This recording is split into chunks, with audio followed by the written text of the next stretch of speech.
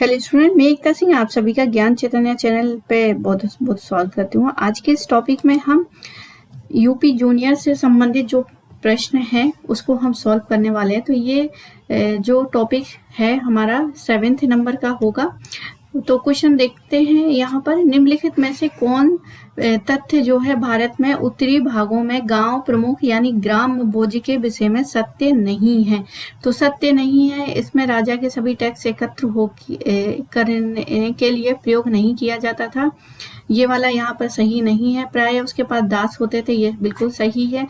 वह प्राय बड़ा भूस्वामी होता था, उसके पद जो है विरासत में मिलता था। तो सारे ऑप्शन जो है वो सही है, ये वाला जो है वो गलत हो जाएगा। हमारा ए ऑप्शन यहाँ पर बिल्कुल सही है। व्याख्या देख लेते हैं। ग्राम भोज जो है ग्राम का यानी गांव का प्रमुख होता था, जो राजा के लिए कर संग्रह का कार्य करता था।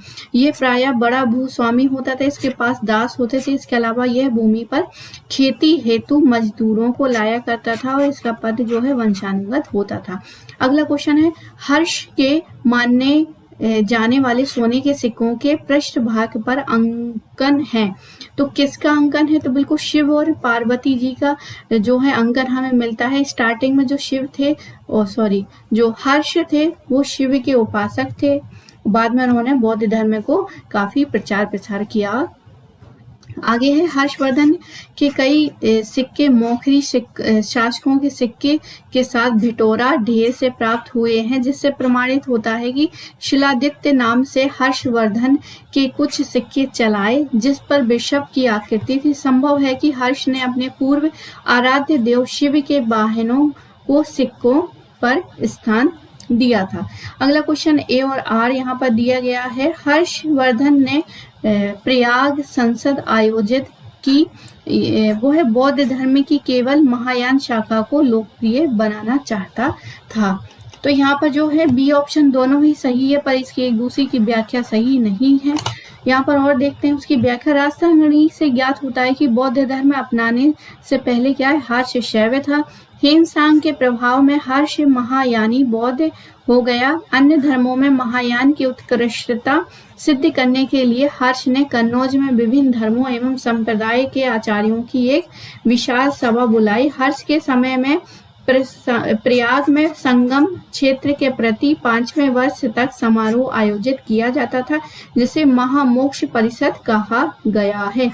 हेंगसांग स्वयं 6ठे वर्ष समारोह में सम्मिलित हुआ और हेंगसांग लिखता है कि इस समारोह में हर धर्मों के लोग जो है आते थे। तो इस हिसाब से हमारा जो बी ऑप्शन यहाँ पर सही हो जाता है और बाकी जो है व्याख्या यहाँ पर सही नहीं है। आगे देखते हैं, भारत की यात्रा करने वाली चीनी यात्री युआन चांग मतलब हेनसांग ने तत्कालीन भारत की सामान्य दशाओं और संस्कृति का वर्णन किया है। इस संदर्भ में निम्नलिखित में से कौन सा कथन सही है? अब सही कथन यहाँ पर बनाना, सड़क एवं नदी लूटमार से पूरी तरह सुरक्षित थी, ऐसा इन्होंने माना है। जहां तक अपराधी के लिए दंड का प्रश्न था, अग्नि जल विष द्वारा सत्य परीक्षा किया जाना ही किसी भी व्यक्ति की निर्दोषता अथवा दोष के निर्णय के साधन थे, बिल्कुल सही है। अगला है, व्यापारियों को 9 घाटों और नाकों पर शुल्क देना था, तो ये भी सही है, यानी 1 और 2 और 3 यहाँ पर सही हो जाते। बी ऑप्शन यहाँ पर सही है।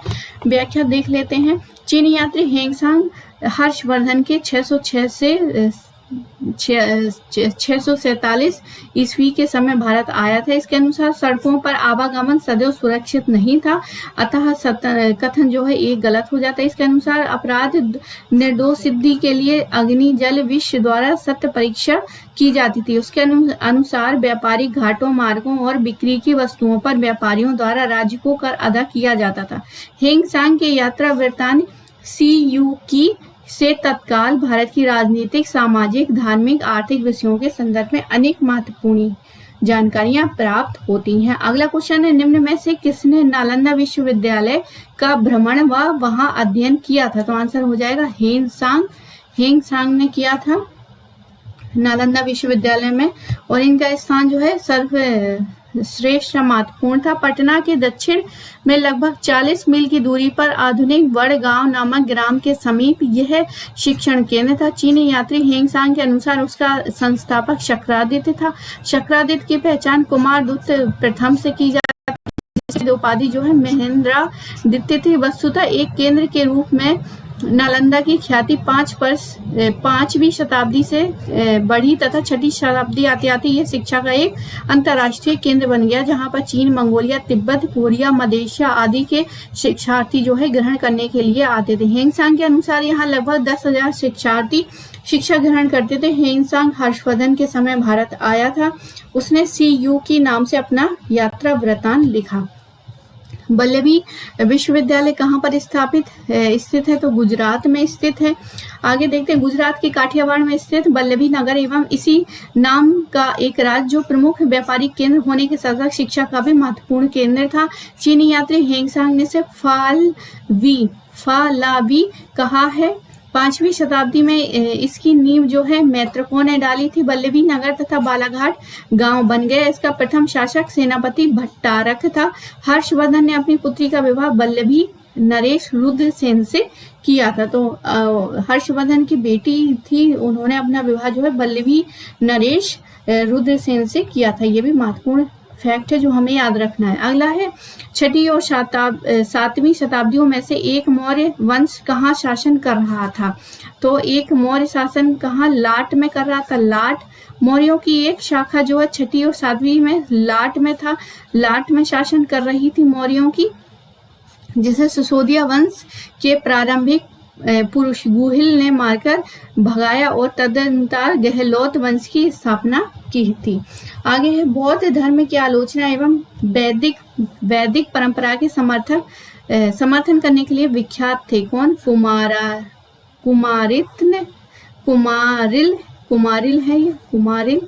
तो यहाँ पर C ऑप्शन बिल्कुल सही है। दक्षिण भारत के संत जो है कुमारिल भट्ट ने पूर्व मीमांसा दर्शन की स्थापना की। उन्होंने हिंदू धर्म के पुनरुत्थान के लिए कार्य किया और बौद्ध धर्म की जमकर आलोचना की। मीमांसा, जिसे पूर्व मीमांसा कहा जाता है, का उद्देश्य वैदिक कर्म कांडों के संबंध में निर्णय देना और उनकी दार्शनिक महत्ता को प्रतिपादित करना था। यह मत वेद के अपौरुषेय मानता था तथा अनेक प्रकार की युक्तियों द्वारा वेदों की प्रामाणिकता सिद्ध करने का प्रयत्न करता था। उपनिषद तथा वेदांत उत्तर मीमांसा कहे जाते थे क्योंकि इनमें कर्मकांडों के स्थान पर ज्ञान का विवेचन मिलता है। पूर्व मीमांसा के प्रणेता जैमिनी है, जिसका ग्रंथ मीमांसा सूत्र इस दर्शन का सूत्र है। कुमारिल भट्ट तथा प्रभाकर इसके अन्य दार्शनिक है, जिसके नाम पर मीमांसा के 2 स्वतंत्र संप्रदायों का प्रचलन हो गया। मीमांसा का प्रधान विषय धर्म बताया गया है, जिसके अनुसार वेद ही धर्म के मूल हैं। अगला क्वेश्चन है, निम्नलिखित में से कौन धर्मशास्त्र लेखक पैतृक संपत्ति के पुत्र का जन्मना अधिकार मानते थे? तो विज्ञानेश्वर जो है वो मानते थे। कौटुंबिक विधान के संदर्भ में विज्ञानेश्वर ने मिताक्षरा और जीमूत वाहन की दाय भाग विचारधाराएं पिछले थे, जिसकी गणना वैधानिक ग्रंथों के उपरांत की जाती है। बंगाल में असम के कुटुंब दाय भाग तथा शेष भारत में मिताक्षरा नियम प्रचलित है। मिताक्षरा के अनुसार जो है पुत्र एवं पौत्र के अधिकार गृह स्वामियों की मृत्यु के पूर्व ही कुटुंब मतलब पिता की मृत्यु से पहले ही पुत्रों में जो है संपत्ति बांटना, ये था मिताक्षरा का कहना। कुटुंब संपत्ति में हो जाते थे जो केवल परिवार की ओर से न्यायधारी एवं प्रबंधक होता था। दाय भाग के अनुसार पिता, अब ये जो है दाय भाग है, दाय भाग के अनुसार पिता की मृत्यु के उपरांत ही पुत्रों को संपत्ति अधिकार था और पिता की मृत्यु से पहले कहाँ पर था? तो मिताक्षरा में। अगला क्वेश्चन है, गुप्तोत्तरकालीन सामाजिक एवं सांस्कृतिक अवस्था में संबंध में निम्नलिखित में से कौन सा कथन सही नहीं है? तो केंद्रीय नियंत्रण में वृद्धि जो है वो यहाँ पर सही नहीं है, C ऑप्शन। व्याख्या देखते हैं, गुप्तोत्तर काल में भूमि अनुदान की व्याख्या यानी संख्या बढ़ाने के कारण नए भू अभिजात वर्गों का तेजी से विकास हुआ इन नई भू अभिजातों के बढ़ने से सामंती प्रवृत्ति का विकास हुआ, जो कि अपने प्रभु सत्ता को बढ़ाने के लिए निम्न वर्गों पर अत्याचार करते और आपस में लड़ते रहते थे, जिससे प्रजा उन पर समर्पित भाव नहीं रखती थी। अतः इस काल में केंद्रीय शक्ति का ह्रास हुआ और सामंतों के पास सेना रखने की शक्ति होती थी, सेना का नियंत्रण भी उनके पास होता था। अतः इस काल में केंद्रीय शक्ति का ह्रास हुआ और परंपरागत चार वर्ण भी अनेक जाति बिखर गई। कई नई जातियां जैसे कि कायस्थ आदि को इसके अंतर्गत समाहित किया गया। इस समय शूद्र जातियों की संख्या में तेजी से बढ़ोतरी हुई। अगला है गुप्तोत्तर काल में स्वर्ण सिक्कों की क्रमशः अनुपस्थिति एवं सिक्कों का क्षरण दर्शाता है कि व्यापार का यहाँ पर हास्य हो गया था गुप्ता पीरियड के बाद। यहाँ पर कुषाण युग की तुलना में देखा जाए तो गुप्त युग में व्यापार के ह्रास के पर्याप्त चिन्ह मिलते हैं। आंतरिक दृष्टि से वस्तुओं का उत्पादन व्यापार के लिए कम हो पाता था। जहां तक विदेशी व्यापार का प्रश्न है, उसमें भी पाश्चात्य देशों से हो रहे व्यापार में गिरावट आ गई और 364 में रोमन साम्राज्य का विभाजन 2 भागों में हो गया और उसके आगामी 100 वर्ष अत्यंत कठिनाई पूर्ण थे। रोमन साम्राज्य की स्थिति इतनी डावाडोल हो गई कि रोम के नागरिक प्राच्य जगत में व्यापार को प्रोत्साहन दे सके। बाह्य व्यापार के गिरावट के कारण गुप्तोत्तर में स्वर्ण सिक्कों का लोप हो गया तथा साधारण जनता रोज के विनिमय में वस्तुओं का अदला बदली तथा कौड़ियों के काम चलाती थी। निम्नलिखित में से कौन अंत्यज नहीं है? तो यहाँ पर यवन जो है वो अंत्यज नहीं है। व्याख्या देखते हैं। गुप्तोत्तर काल में अस्पृश्य या अंत्यज जातियों की संख्या तथा अस्पृश्यता की भावना में वृद्धि हुई। चंडालों को भी बहुत पहले से ही अस्पृश्य माना जाता है, किंतु इस काल में स्मृतियों में 7 अन्य जातियों का उल्लेख मिलता है। रजत, चर्मकार मतलब चमार, नट, वरुण, चटाई टोपी आदि बनाने वाले, कैवर्त, धीवर, भेद और वराट नाम से अंत्यजों यानी 7 अन्य जातियां यहाँ पर सम्मिलित थी। और स्कंद पुराण और बृहद्रम में 18 अन्य अंत्यज जातियों का उल्लेख मिलता है। अगला क्वेश्चन है, निम्नलिखित में से किसका शिखर द्रविड़ शैली से बना है? तो द्रविड़ शैली से ग्वालियर का तेली मंदिर जो है वो द्रविड़ शैली में बना है। चूंकि ये जो है मध्य प्रदेश में है, एमपी में है, लेकिन उसके बावजूद भी ये क्या है, द्रविड़ शैली में बना है। ये तो बहुत इम्पोर्टेंट, हर एग्जाम के लिए इम्पोर्टेंट है। ग्वालियर के तेली मंदिर में नक्काशी मूर्तियां उत्तर भारतीय शैली में, जबकि शिखर जो है द्रविड़ शैली से निर्मित है। उल्लेखनीय है कि इस मंदिर वास्तु शैली में हिंदू और बौद्ध दोनों वास्तुकला का सम्मिश्रण जो है समाहित किया गया है। अगला क्वेश्चन है, निम्नलिखित स्मारकों को तिथि क्रम में व्यवस्थित करना है। तो ये तिथि क्रम में व्यवस्थित करना, तो सबसे पहले जो है मीनाक्षी मधुरा जो है पहले आ जाएगा, तो 4 नंबर। फिर उसके बाद इसके बाद सबसे पहले जो है द्रौपदी वाला आएगा, तो यहाँ पर 2 नंबर। फिर उसके बाद आएगा कैलाश, तो यहाँ पर 3रा नंबर। फिर उसके बाद आएगा बृहदेश्वर मंदिर तंजावुर, तो 1 नंबर। और लास्ट बनता है 4। तो ये जो कूट है बी ऑप्शन यहाँ पर सही हो जाएगा। व्याख्या देख लेते हैं। पल्लव नरेश नरसिंह वर्मन के समय पल्लव शैली का विकास हुआ, उसे ममल उपाधि धारण की थी। ममल शैली के रथ जो है सप्त पगोड़ा के नाम से विख्यात है। इनकी संख्या 8 है, जिससे द्रौपदी रथ, अर्जुन रथ, भीम रथ, धर्मराज रथ, सहदेव इत्यादि। इसमें द्रौपदी रथ एक अलग शैली का है। इसकी छत आकार से पता चलता है कि एक स्थान से दूसरे स्थान पर ले जाने योग्य देव रथ की अनुकृति है। एलोरा का कैलाश मंदिर राष्ट्रकूट नरेश कृष्ण प्रथम ने बनवाया था। इसके पास अनेक विजयों के प्राप्त प्रभूत धनराशि थी, साथ ही उसमें प्रबल धार्मिक भावना थी। इन्हीं के सहयोग से मंदिर का निर्माण संभव हो सका। अगला है, केवल प्रत्यक्ष प्रमाण को कौन स्वीकार करता है? प्रत्यक्ष प्रमाण को स्वीकार करने वाले चारवाक हैं। ये केवल प्रत्यक्ष प्रमाण को चार्वाक धर्म स्वीकार करते थे। चार्वाक दर्शन एक भौतिकवादी नास्तिक धर्म है जिसके प्रणेता महर्षि चार्वाक थे। यह केवल प्रत्यक्ष प्रमाण को मानता है तथा पारलौकिक सत्ताओं को स्वीकार नहीं करता है। इस दर्शन को वेद बाह्य दर्शन भी कहा जाता है। अगला क्वेश्चन है, न्याय दर्शन का प्रवर्तक है, तो न्याय दर्शन का है गौतम। न्याय दर्शन के प्रवर्तक गौतम, जिन्होंने अक्षपाद भी कहा गया है, और कुछ मूल ग्रंथ हैं। तो यहाँ पर देखते हैं मूल ग्रंथ। न्याय दर्शन के हैं गौतम, सांख्य के हैं कपिल, योग के हैं पतंजलि, पूर्व मीमांसा के जैमिनी, उत्तर मीमांसा के बदरायण और वैदेशिक के हैं कणाद या मूल चार्वाक के चार्वाक। अगला क्वेश्चन है, स्यादवाद संबंधित है। स्यादवाद किससे? तो जैन से है। स्यादवाद से संबंधित जैन धर्म से। स्यादवाद का अर्थ है सापेक्षवाद होता है। स्यादवाद का अर्थ क्या होता है? सापेक्षवाद होता है। यह जैन दर्शन के अंतर्गत किसी वस्तु के गुण को समझने और अभिव्यक्त करने के सापेक्ष सिद्धांत। सापेक्षवाद किसी भी अपेक्ष से है। अपेक्षा के विचार से कोई भी चीज सत्य भी हो जाती है, असत्य भी। इसी को सत्य भंग नय से समझाया जाता है, इसी का नाम स्यादवाद है। अगला क्वेश्चन, अपूर्व का सिद्धांत संबंधित है। अपूर्व का सिद्धांत है मीमांसा से। अपूर्ण का संबंध मीमांसा से। अपूर्ण का सिद्धांत मीमांसा से संबंधित है। मीमांसा दर्शन कर्म को एक ही महत्व देता है जो अपनी शक्ति यानी अपूर्ण से फल प्रदान करने में सक्षम है। इसके लिए वे ईश्वर की सत्ता को आवश्यक मानते। मीमांसकों के ईश्वर संबंधी विचार स्पष्ट नहीं है। दर्शन का प्रधान कर्म की महत्ता को प्रतिपादित करना है।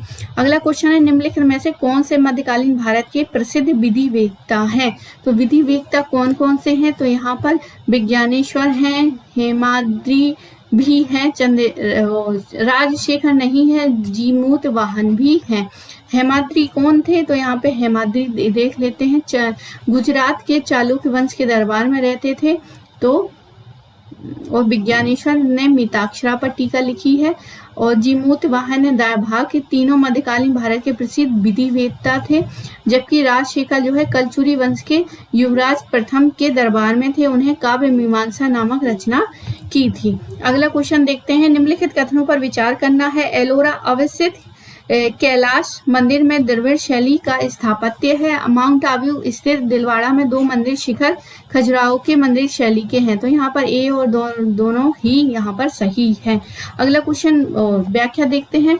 पर्वत शिलाओं को खोदकर भवन निर्माण के विकास की चरमावस्था एलोरा का कैलाश मंदिर है। यह मंदिर द्रविड़ शैली के नियमित क्रमबद्ध विकास का उदाहरण है। अबू पर्वत पर कई मंदिर जो है प्राप्त होते हैं। यहाँ 2 प्रसिद्ध संगमरमर के मंदिर है जिन्हें दिलवाड़ा कहा जाता है। सोलंकी नरेश भीमदेव प्रथम के मंत्री विमल शाह ने विमल शाही नामक मंदिर बनवाया था। विमल शाही के दिलवाड़ा में आदिनाथ का मंदिर भी बनवाया। चालुक्य जो है सोलंकी मंदिर के ऊपरी शिखर जो है खजुराहो के समीप अनेक छोटी छोटी मीनारों से सुसज्जित रहता था तथा छतें जो है गुम्बदें जैसी होती थी। अगला क्वेश्चन है, निम्नलिखित में से किसने यज्ञ वैदिक परंपरा का प्रबल समर्थन किया तथा संन्यास के सिद्धांत का विद्रोह किया? तो आंसर हो जाएगा हमारा कुमारिल। कुमारिल जो है वो यहाँ पर सही हो जाएगा। व्याख्या देखते हैं। मीमांसा दर्शन के अनुयायी जो हैं कुमारिल ने वैदिक यज्ञ का समर्थन किया। मीमांसा दर्शन में जिसके अनुयायी प्रभाकर तथा कुमारिल हैं, वैदिक कर्म कांडों पर अत्यधिक बल देते हुए प्रत्येक व्यक्ति के लिए अनिवार्य रूप से करणीय बताया है। वेद विहित यज्ञों तथा कर्म कांडों का ठीक ठीक अनुष्ठान करने का उपदेश मीमांसक देते हैं। मीमांसा दर्शन में धर्म का बहुत अधिक महत्व है। जैमिनी यानी मीमांसा दर्शन के प्रेरणा के अनुसार धर्म वह आदेश है जो मनुष्य को कर्म के लिए प्रेरित करता है। धर्म का ज्ञान केवल अपरुषणीय वेदों से होता है। वेद जिसका विधान करते हैं वो धर्म है, जिसका निषेध करते हैं वो अधर्म है। विद्योक्त नियमों के अनुसार आचरण करने पर ही हम धर्म की प्राप्ति कर सकते हैं। मीमांसा दर्शन कर्म को ही महत्व देता है जो अपनी शक्ति अपूर्व से फल प्रदान करने में सक्षम है। इसके लिए वे ईश्वर की सत्ता को आवश्यक मानते हैं। मीमांसकों के ईश्वर संबंधी विचार स्पष्ट नहीं है। इस दर्शन का प्रधान लक्ष्य जो है कर्म ही महत्ता को प्रतिपादित करता है। अगला क्वेश्चन है, निम्नलिखित में से कौन सा एक सही कालक्रम है? तो यहाँ पर चैतन्य सबसे बाद में आएगा, शंकराचार्य सबसे बाद में आएगा। तो यहाँ पर एक ही ए ऑप्शन सही हो जाएगा। बाकी यहाँ पर एक सारणी दी गई है जिसमें क्या है, पूरे जो है यहाँ पर जितने भी आचार्य हुए हैं तो वो सब यहाँ पर व्याख्या दी गई है। तो व्याख्या में देख, सबसे पहले शंकराचार्य, इनका जन्म केरल में 8 वर्ष में इन्होंने क्या है संन्यास ले लिया। 8वीं शताब्दी के हैं ये। काशी में अध्ययन किया, मतलब बनारस आकर इन्होंने अध्ययन किया। अद्वैतवादी यानी निर्गुण ब्रह्म की उपासना पर जोर दिया। ब्रह्म सूत्र भाष्य हैं, उपनिषदों पर टीका है, भगवत गीता पर टीका है। दशनामी नामक द्वैत विचारक की 10 शाखाएं संगठित थीं। देश के चारों कोनों में 8 इन्होंने शंकराचार्य ने ही स्थापित किए। फिर आते हैं रामानुजाचार्य। 1000 से 17 ईस्वी में इनका जन्म होता है। विशिष्ट द्वैत दर्शन के प्रवर्तक हैं। ब्रह्म, जीव और जगत क्या है, तीनों सत्य है। तो इसको क्या कहा गया, विशिष्ट अद्वैतवाद। और शंकराचार्य जो है अद्वैतवादी थे। ठीक है, तो रामानुज क्या हो जाते हैं, विशिष्ट अद्वैतवादी हो जाते हैं। अब निम्बिकाचार्य आते हैं। 12वीं शताब्दी, तमिलनाडु में इनका जन्म हुआ था। ये क्या है, द्वैतवाद के समर्थक प्रवर्तक है। सनक संप्रदाय की स्थापना निम्बिकाचार्य, ये बहुत एग्जाम में पूछते हैं कि सनक संप्रदाय की स्थापना किसने की थी, तो निम्बिकाचार्य ने। आगे आते हैं माधवाचार्य, ये भी द्वैतवाद दर्शन के प्रतिपादक थे, जो कि उनका जन्म जो है 1199 में हुआ था। अब द्वैतवाद दर्शन कौन सा, द्वैतवाद दर्शन, तो ये सिर्फ ये द्वैतवाद, ये सिर्फ द्वैतवाद।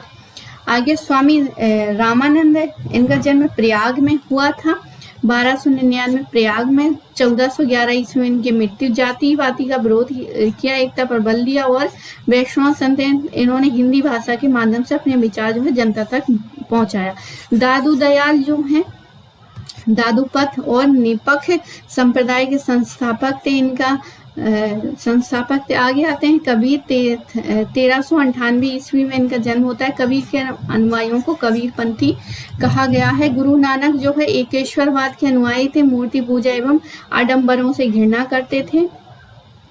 और चैतन्य जो है बंगाल की नदिया जिले में कृष्ण भक्ति पर जोर दिया। सबसे ज्यादा उन्होंने जो जोर दिया कीर्तन भजन पर, यानी कीर्तन प्रथा का समावेश, गोसाई संघ की स्थापना भी उन्होंने की थी।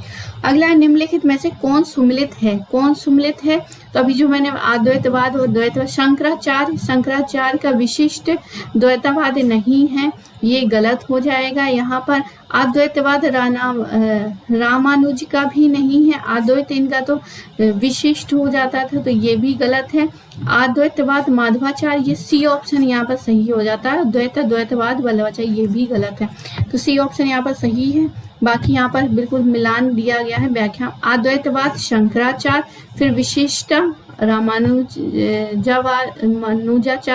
द्वैतवाद आते हैं माधवाचार्य, अद्वैतवाद जो है निम्बिकाचार्य, और शुद्ध अद्वैताचार्य जो है शुद्ध अद्वैतवाद जो है वल्लभाचार्य। अगला क्वेश्चन है वेदांत की शुद्ध अद्वैत, अभी हमने वल्लभाचार्य के बारे में पढ़ा था, तो आंसर सी बी हो जाएगा।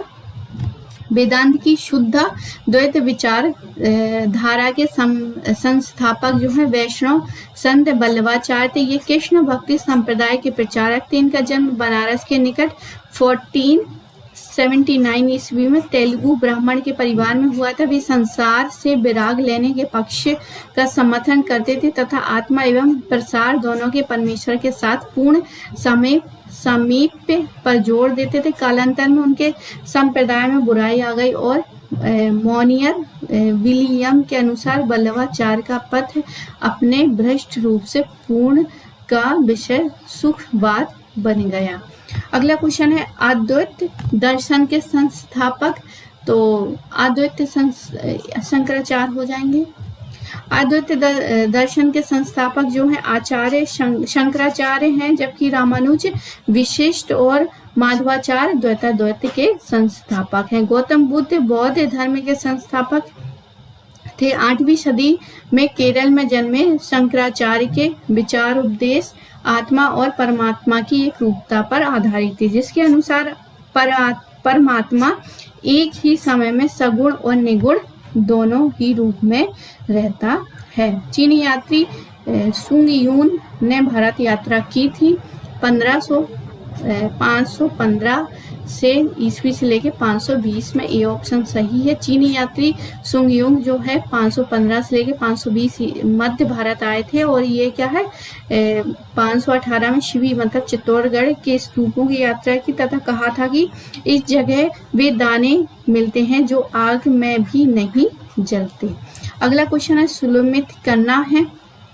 मिताक्षरा, मिताक्षरा क्या है? तो यहाँ पर मिताक्षरा जो है वो विज्ञानेश्वर की मिताक्षरा है। अक्षयनिधि, अक्षयनिधि क्या है? एक प्रकार से जमा की गई राशि है। अवतारवाद, अवतारवाद जो है वो हो जाएगी परिशिष्ट पर्वन, और हेमचंद्र जो है भगवत गीता, हेमचंद्र जो है परिशिष्ट पर्वन। अवतारवाद मतलब अवतार भगवत गीता बात करती है, तो बी ऑप्शन यहाँ पर सही हो जाएगा। बाकी व्याख्या देख लेते हैं। मिताक्षरा के लेखक है विज्ञानेश्वर, इसमें समाज और सामाजिक व्यवस्था के बारे में लिखा है। अक्षयनिधि यह एक प्रकार की जमा की गई धनराशि थी, और जिसके ब्याज का प्रयोग धार्मिक कार्यों पर किया जाता था। अवतारवाद की अवधारणा भगवत गीता में लिखी गई। इसी प्रकार भक्ति का प्रथम उल्लेख किया गया, और हेमचंद्र की परिशिष्ट रचना जो है वो यहाँ पर हेमचंद्र ने परिशिष्ट पर्वन की रचना की थी। तो आई होप आपको ये वीडियो पसंद आया होगा। पसंद आया तो प्लीज़ लाइक कीजिए, शेयर कीजिए और सब्सक्राइब करना बिल्कुल भी मत भूलिएगा। तो आप सभी का बहुत बहुत धन्यवाद। मिलते हैं अगले ही इसी तरह एक इम्पोर्टेंट हिस्ट्री का पेपर लेके। तो आप सभी का बहुत बहुत धन्यवाद।